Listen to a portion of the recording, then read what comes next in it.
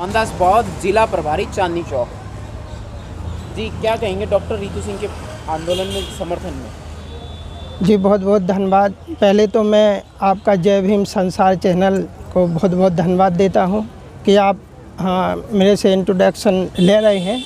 और रही बात इस आंदोलन की, तो देखिए सर, ये आंदोलन जो है, ये जो रितु सिंह जो मतलब इसके समर्थन में हम आए हैं, तो जो रितु सिंह के साथ जो किया गया है ये बहुत निंदनीय है और ये बिल्कुल मतलब बर्दाश्त करने लायक नहीं है। जो टीचर ने, जो प्रिंसिपल ने उनके साथ जो किया है ये बिल्कुल ठीक नहीं है, बढ़िया नहीं है और हम बराबर इनका साथ देंगे और जब तक भी मतलब इंसाफ नहीं मिल जाएगा जब तक हम आते रहेंगे।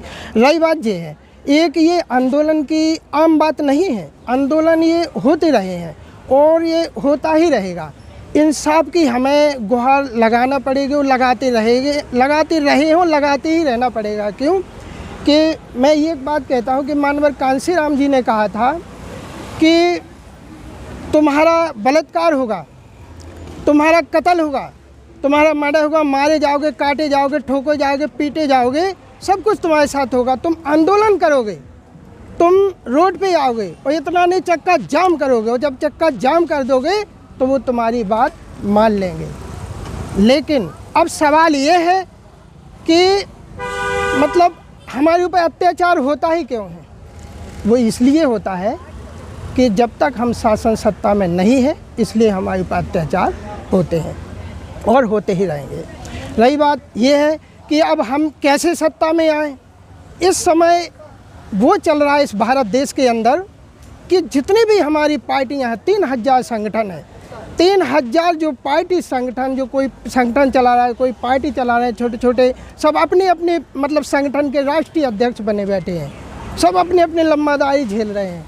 किसी को ये पता नहीं कि हम एक हो जाएं और तभी हम सत्ता में आ पाएंगे। और कोई बहन जी को, जैसे माननीय बहन जी हमारी सर्वोपरि है, सबसे बड़ी राष्ट्रीय लेवल की पार्टी है और बहन मायावती जो है यानी 22.5% वोट अपना खुद लेके रखती हैं, लेकिन उस पर किसी की मतलब निगाह नहीं जा रही, किसी का विचार नहीं बन रहा है कि हम उस पार्टी में लग जाएं कि ताकि हम 2024 में फाइट कर दें, माननीय बहन जी को प्रधानमंत्री बना लें तो हमारी सारी समस्या का समाधान हो जाएगा और हमें इतना मतलब आंदोलन करने की फिर ज़रूरत नहीं पड़ेगी, सब कुछ बढ़िया हो जाएगा।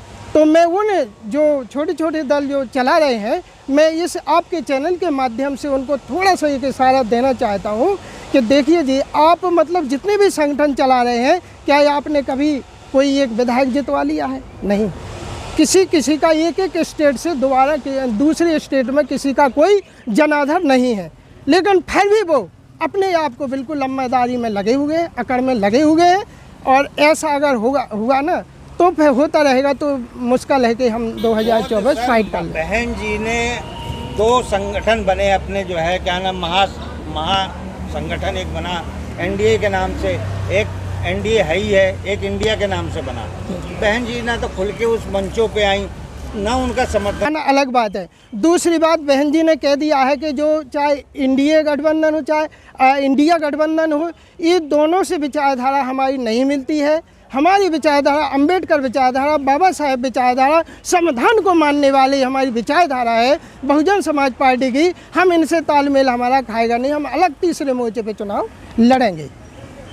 आपको कहीं बहुत साहब ऐसा नहीं लगता है बहन जी जो जनसंपर्क से बहुत मतलब पीछे हो रही हैं, जनसंपर्क में उनका कोई वो नहीं है, आप क्या सोचते हैं? नहीं जी, बिल्कुल जनसंपर्क में बहन जी रहती हैं, जनसंपर्क बराबर करती हैं। बहन जी ट्विटर पे मतलब बोलती रहती है, लिख के भी भेजती रहती हैं और जब समय आता है जब बोलती रहती हैं। ऐसे कुछ नहीं कि हम अकेले ये है कि रोड पे मतलब, तो एक तो आंदोलन ये होता है कि शांतिपूर्वक से होता है, एक आंदोलन ये होता है कि रोड पे चले जाओ, खूब मतलब उल्टी फुल्टी बात करो, अनाप शनाप बोलो। तो ये सब मतलब हमारी हम अनुशासन को लेके चलते हैं। हमारी पार्टी अनुशासन पार्टी है, अनुशासन की हिंसा नहीं करते, हम अनुशासन के दायरे में रह करके ही अपनी आवाज़ उठाते हैं।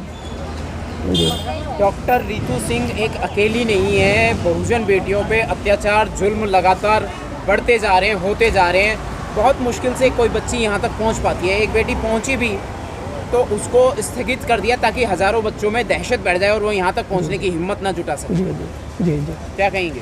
तो बिल्कुल जी, डॉक्टर रितु सिंह जो लड़ाई लड़ रहे हैं, ये बिल्कुल मतलब नहीं, इसके लिए बड़ी वो है। वर्तमान सरकार कहीं तो- जो दोषी है, तो जिम्मेदार है, जी, जातिवादी बिल्कुल सरकार बिल्कुल है। जी, बिल्कुल जातिवादी सरकारें हैं, बिल्कुल दोषी सरकारें हैं। अब तक तो उसको जो सरिता रॉय है, डॉक्टर सरिता रॉय को अब तक तो उसको गिरफ्तार कर लेना था, यानी 422 में, क्योंकि उसने जो फर्जी दस्तावेज लगा के और जो है उसको मतलब इग्नोर किया है कि ये बच्ची जो है यानी पढ़ा नहीं सकती, पढ़ा नहीं पाएगी, पढ़ा नहीं है, पढ़ाती नहीं है, तो ये गलत है। मतलब फर्जी मतलब दस्तावेज लगा के और उसको जो है बर्खास्त किया है, तो ये गलत है। उठा के अंदर नहीं कर देना चाहिए उसको? बिल्कुल कर देना चाहिए जी, अब तक तो होना चाहिए जी, नहीं हो रहा है तो इसलिए तो धरने पे बैठे हैं। जब तक इंसाफ नहीं मिलेगा, जब तक बिल्कुल धरने पे बैठे रहेंगे और इंसाफ लेकर के ही उठेंगे यहाँ से।